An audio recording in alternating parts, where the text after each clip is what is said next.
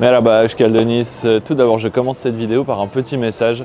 Merci à tous de continuer à vous abonner à cette chaîne. On a dépassé les 400. Là, j'ai regardé ça hier soir sur la chaîne YouTube, donc c'est super.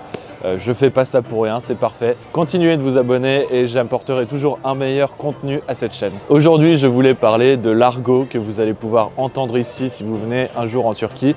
De l'argot qui peut être soit utilisé par vous si vous en avez envie, ou soit de l'argot tout simplement que vous allez entendre par-ci par-là en fait. J'ai fait une liste des mots en argot que vous pouvez trouver, alors il y en a vraiment plein. Mais j'ai fait la liste de ceux que vous entendrez sûrement le plus ici. Tout d'abord, le premier que j'avais noté, c'est off, ou alors offia. En gros, ça me fait marrer rien que de le prononcer. En fait, offia, c'est un onomatopée en fait que vous utilisez quand vous êtes par exemple énervé ou que vous êtes saoulé par une situation, rien qui va, et vous avez besoin de vous exprimer d'une manière ou d'une autre, alors vous dites juste quelque chose du style off, ou alors offia, quelque chose comme ça. En gros, c'est à peu près comme ça que ça sonne. Par exemple, je sais pas moi, allez, j'ai loupé mon train.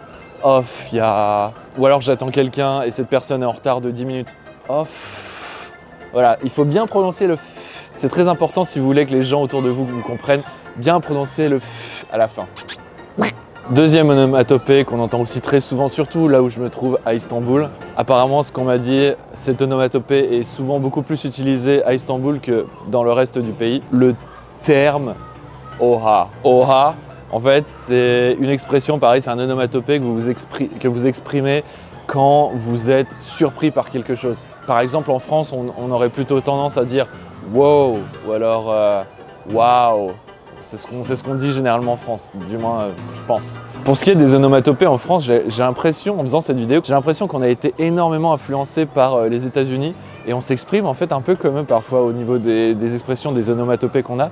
Et en Turquie, vraiment, leurs onomatopées, leur argot, il est vraiment propre au pays. Par exemple, je sais pas, allez, je suis jet-lagué, j'ai fait un trajet en avion qui m'a pris 15 heures d'affilée.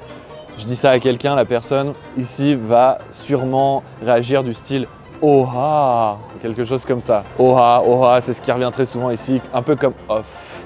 Offia, ohaya. Après, comme ça, vous pouvez faire aussi des variantes. Oha, ohaya, et ça continue, en fait, ça s'arrête pas. Le troisième mot ici utilisé énormément, c'est bojver. Bojver ou bojvar, bojver, bojvar, je crois que c'est bojver. Et ça signifie laisse tomber, allez, c'est bon, oublie, quelque chose comme ça.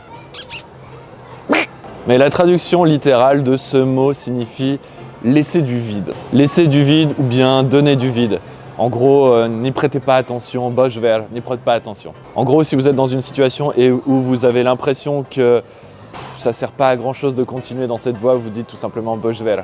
Laisse tomber, bojver, bojvar, voilà. Une autre expression qu'on entend très souvent et qui est probablement sans doute l'une de mes préférées, c'est le mot salak, qui signifie idiot. Et vous pouvez aussi souvent rajouter derrière salak ya, ça veut dire espèce d'idiot va. Bon, voilà en gros. Donc ça, c'est un mot qui est souvent utilisé. Quand par exemple, on voit par exemple là il y a un chat, il fait n'importe quoi, je sais pas, il gratte un peu partout autour de moi, bah, je vais l'appeler salak ya. T'es débile, qu'est-ce que tu fais? T'es débile, salak. T'es débile, en gros c'est ça que ça veut dire. Il y a aussi une autre façon d'utiliser ce mot, d'après ce que j'ai vu autour de moi très souvent. Les nanas utilisent beaucoup en fait ce mot. Par exemple, une fille était en rencard le jour dernier avec un mec et ce mec ensuite ne répond plus à ses messages.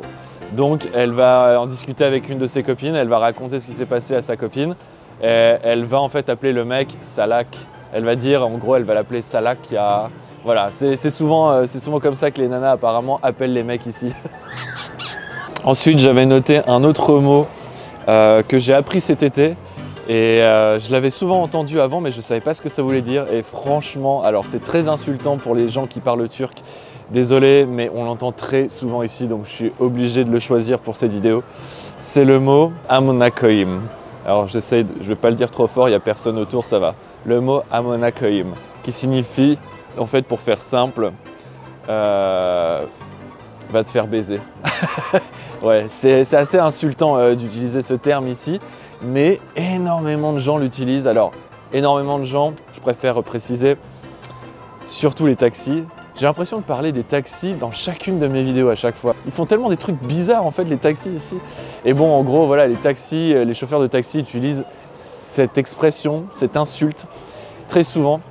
Par exemple ils sont assez perturbés sur la route, ils sont même énervés, ils sont excités, quelqu'un leur fait une queue de poisson, ils vont balancer ça direct à Monacoim, ils vont gueuler. À chaque fois qu'ils se mettent en colère, souvent c'est avec ce mot-là qu'ils aiment s'exprimer. Donc voilà, vous entendrez souvent ça si vous prenez le taxi ici. Ensuite, un autre mot que pareil, j'entends partout autour de moi, même si je ne parle pas forcément le turc. Ce mot-là, je l'entends tellement, même si je ne parle pas le turc, je le comprends parce que je l'ai tellement entendu.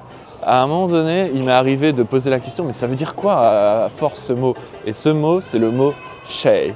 Shay qui signifie tout simplement objet, littéralement ça signifie objet en turc quand on traduit du turc au français, mais dans la réalité en gros si on explique un peu la chose, shay ça voudrait plutôt dire quelque chose du style bon ou alors alors, bon alors, en fait, quelque chose comme ça. C'est quand on veut commencer une phrase et qu'on se perd un peu, on utilise le mot shay. L'équivalent en français ça pourrait être aussi par exemple quand on cherche ces mots en français on dit souvent, les Français disent souvent L'équivalent en turc de ce serait plutôt shay en turc. Un autre mot qui me fait souvent sourire ici, c'est quand j'entends des gens qui utilisent le terme, ou plutôt le mot victim.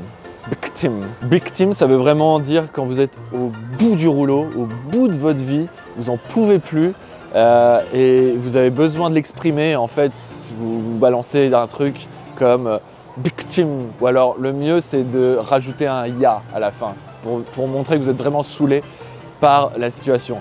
Victimia, ofya, victimia, voilà, c'est en gros comme ça que les Turcs s'expriment. Ensuite il y a le mot peki. Peki en fait qui signifie d'accord, tout simplement en français. Mais peki c'est plus, ça appartient plus quand même à l'argot. C'est vu plus comme un langage familier.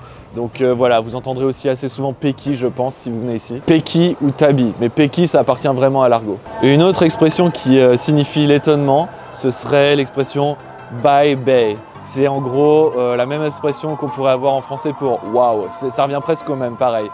Bye bay, en fait, c'est vraiment quand vous êtes très surpris.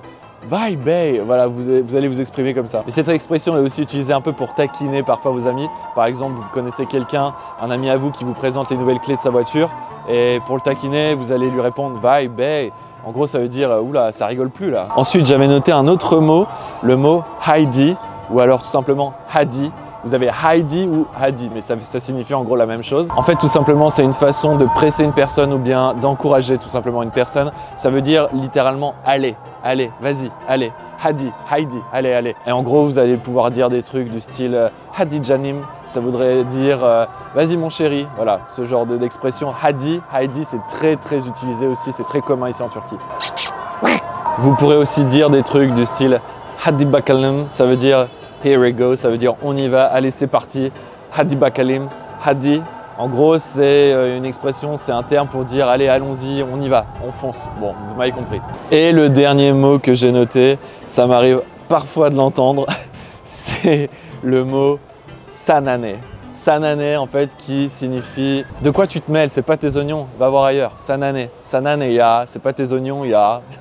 Sanane en gros voilà, ça veut dire occupe-toi de tes fesses, voilà ce que ça veut dire. Toutes ces expressions et ces mots, je les ai repris et j'ai fait une liste parce que c'est vraiment ceux que je connais le plus. Évidemment il existe énormément d'autres mots dans l'argot en Turquie, mais c'est ceux que j'entends le plus autour de moi et c'est aussi ceux parfois que j'aime employer ici en Turquie avec mes amis, avec les gens que je connais, ça me fait toujours sourire. J'espère que cette courte vidéo vous aura plu, j'espère qu'elle aura été aussi utile, qui sait, peut-être qu'elle peut l'être, au final on ne sait pas. Likez la vidéo, partagez la vidéo, abonnez-vous à la chaîne, activez la cloche pour recevoir toutes les notifications YouTube de mes prochaines vidéos et je vous dis à mercredi ou à samedi pour une nouvelle vidéo YouTube. Gulé gulé.